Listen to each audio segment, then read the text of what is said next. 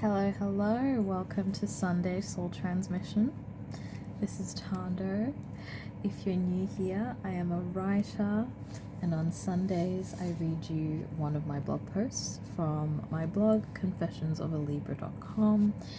It is a blog that I write so many different types of content: spiritual, erotica, political commentary, TV commentary, whatever I feel like.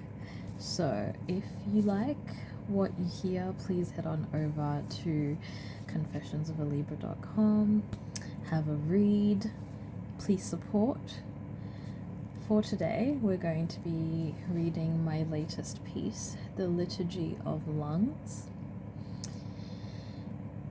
So get your tea ready, relax. This one is a little cute, a little spicy, okay?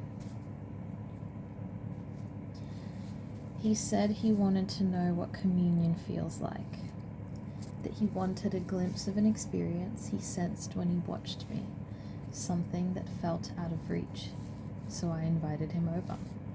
Tonight was the night of the Scorpio full moon. The moon was high and luminous, her energies already infused into the night air. There was delicious anticipation in me which made my nipples taut.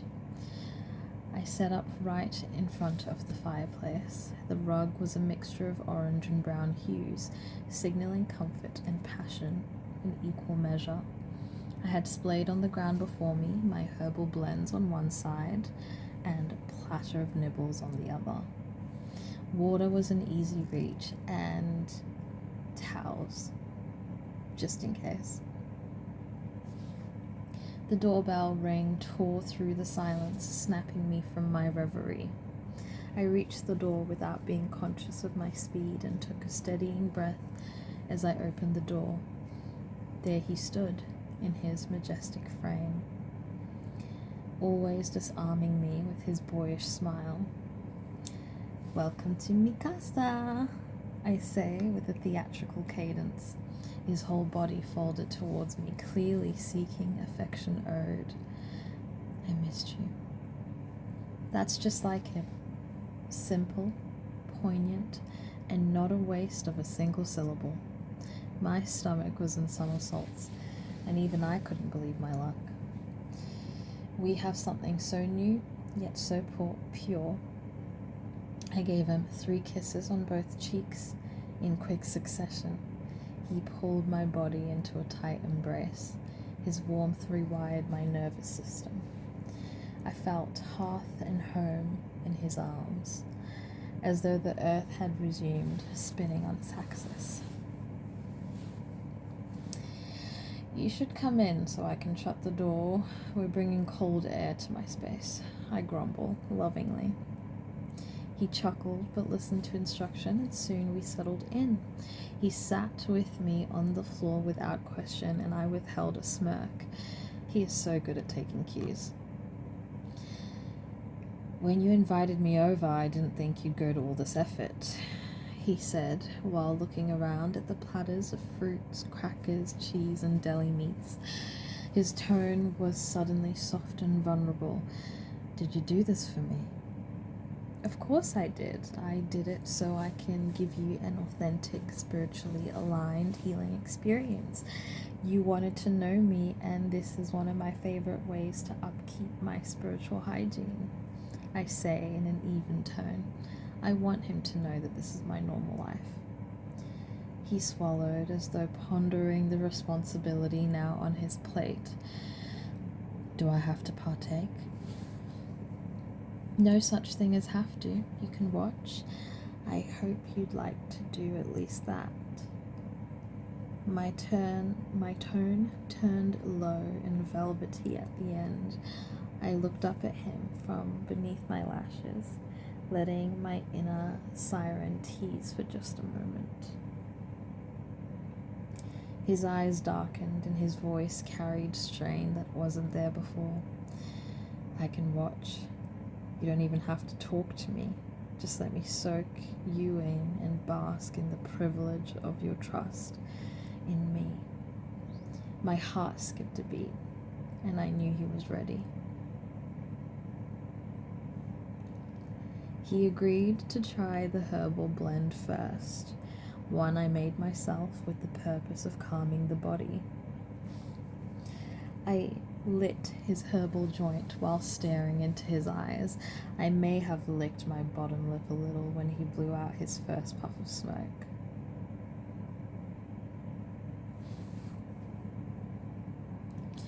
Now that he was sorted, I brought out my conch glass pipe and packed myself some weed. My man returned the favor with enthusiasm to fulfill my needs. I took a long drag, savoring the way the smoke traveled into my throat and straight to my lungs. I held my breath and I felt the air coalesce within me. I fought the rising pressure for a moment, letting the medicine travel through me and bond with each and every cell. The smoke I exhaled created a long, thick cloud stretching beyond the room we sat. The smoke tendrils rose and swirled with each other, slowly dispersing through the air. That is the sexiest thing I've ever seen. How can your lungs hold so much? He asked in genuine wonder. I've listened to their capacity, I say simply. He nodded like he understood. I hope he did.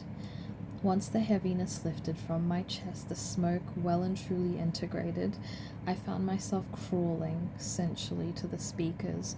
I felt his eyes watching my every movement with reverent intensity. I put on some dreamy jazz music and crawled back to my spot on the carpet. Woman, the way you move should be made illegal. I've lost train of my thought. I've lost my train of thought. Evidently.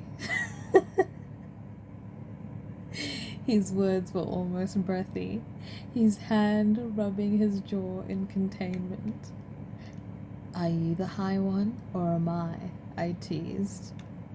He scooted over until our fingers were intertwined, the smell of burning wood suddenly overlaid by the scent of his cologne, a light, sweet musk. My eyes closed to savor the way his scent touched me in all the right places. I felt his energy enter from our joined fingers up my arm, a deep hum of pleasure invading my sensory neurons. During communion, my hearing got more sensitive. Presently, I could hear his breath, his heart, and quite possibly his surrender. I don't know where you are, but if you never return, I'll stand guard. His voice stirred me from without. My chest bloomed with warm, explosive recognition, a solar flare of adoration. My fingers squeezed his tighter, and I smirked while opening my eyes again. The outside world gets quieter, but my world feels more lush and vivid. I exhaled like someone who had offloaded a heavy truth. I said in a dreamy tone, I feel sharper, more in tune, more whole in my intelligence, bodily and spirit. A little gasp escaped from him, and I watched a million thoughts cross his mind. My body relaxed instinctively into luxurious, deep breaths. I let him formulate his words. I let his silence have company. My eyes closed again, my neck rotating intuitively and eliciting fears of rightness in the body. I could get lost in the webs of my own intuitive downloads and somatic expression. Moving to the music came second nature to me, but became more ritualistic when I was medicated. Can you read when you're high? He asked in earnest. Yes, I can read, I can write, I can cook, I could do my taxes. My voice, my tone playful. And you feel more psychic? Yes, I get a lot more messages without trying. It just flows through me. I exhaled again, directing my arousal with my breath. A moment passed, maybe two. I opened my eyes as he leaned in, grabbing my chin along with him. I always knew I would find someone like you, someone who communes with nature, with their body like it's something sacred. I want to be your something sacred. His need pierced through me, stealing my breath away. I bit my lip instinctively and held back, the tears prickling my eyes. My hand came up and scrunched up his shirt at his chest lazily. Let me initiate you, my love. Let me blow smoke directly in your mouth, I offered. His thumb swiped across my bottom lip, feeling me out, the tension at an all-time high, condensation surely marking the windows. I'd let you devour me at any time, in front of anyone, with delicious pleasure. Bless me, goddess. And that's it. Another week, another Sunday, another soul transmission. I hope for the lovers, for the romantics, for the stoners. I hope that was entertaining, dreamy, a nice little escape in the pocket of your week.